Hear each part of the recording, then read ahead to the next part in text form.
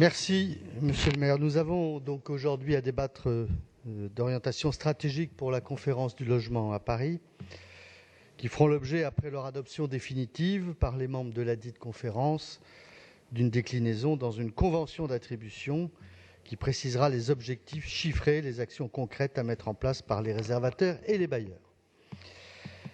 Sur la conférence elle-même, on peut certes se féliciter sur le principe qu'il existe une telle instance de concertation qui favorise le dialogue entre les différents acteurs impliqués sur la question du logement, et notamment avec l'État.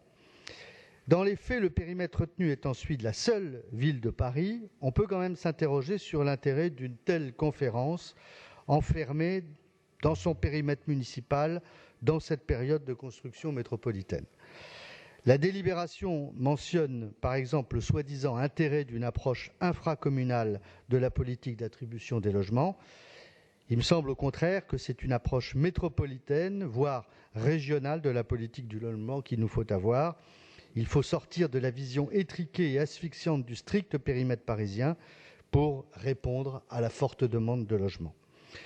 Sans surprise, puisque Paris était la seule commune membre de la conférence, on se retrouve donc avec un document très laudatif envers la politique actuelle de la ville, sans aucune remise en cause ni perspective de réorientation, quand bien même cette politique ne parvient clairement pas à répondre aux objectifs pourtant affichés de la Convention du logement de Paris. Par exemple, une des priorités affichées est le logement des familles et l'accès de tous les ménages à un logement social. Mais en réalité, les logements sociaux proposés, vous le savez, sont en fait peu adaptés aux ménages nombreux. En effet, il s'agit dans 54% des cas de logements pour une ou deux personnes. Il est donc faux de dire que la politique actuelle du logement social vise à maintenir les familles dans Paris. Elle s'évacue vers la première ou deuxième couronne tous les ans dans une véritable spirale d'exclusion. La ville insiste également sur la nécessité de favoriser la mobilité dans le parc social, qui reste encore très largement insuffisante, notamment du fait d'une segmentation du parc entre différentes catégories de logements. Mais le taux de rotation, malgré tous vos efforts, est reparti à la baisse. À la RIVP, en l'occurrence, il est de moins de 4%. La délibération ose même justifier la politique de conventionnement de la ville par l'attention qu'elle porterait aux classes moyennes, invoquant une majorité de logements conventionnés en PLS. Mais, excusez-moi de vous dire, c'est justement les classes moyennes qui font les frais de cette politique, avec l'obligation pour certains ménages de quitter leur domicile ou de payer des surloyers supérieurs à leur loyer initial.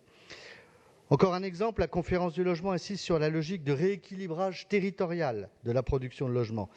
Mais c'est oublier que la politique de la ville, depuis le début de la mandature, s'est traduite au contraire par une surconcentration de logements sociaux dans certains arrondissements qui a justement menacé la mixité sociale de certains quartiers.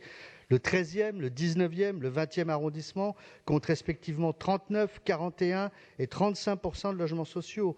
Le taux de logement social dans le 14e est passé de 19% à 28% entre 2001 et 2018. Dans certains quartiers, le taux de logements sociaux atteint même 85%.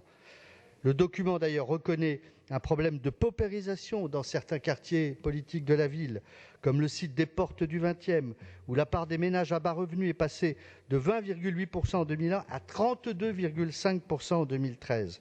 Et à l'inverse, le 7e, le 8e, le 6e arrondissement, et ce n'est pas de leur faute, ne leur jetez pas la pierre systématiquement, n'en comptent que 2, 3,28%, 3,69%.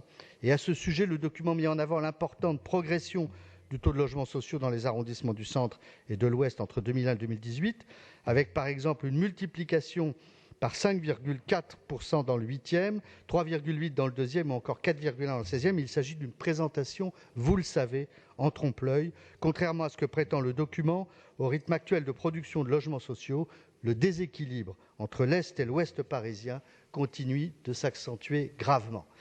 Alors que la préemption de logement et le conventionnement sont présentés comme un moyen de créer des logements sociaux dans des arrondissements du centre et de l'ouest parisien déjà bâtis, de nombreuses opérations de conventionnement ont été menées dans les arrondissements bien dotés en logements sociaux, à l'exemple de ceux que je viens de citer.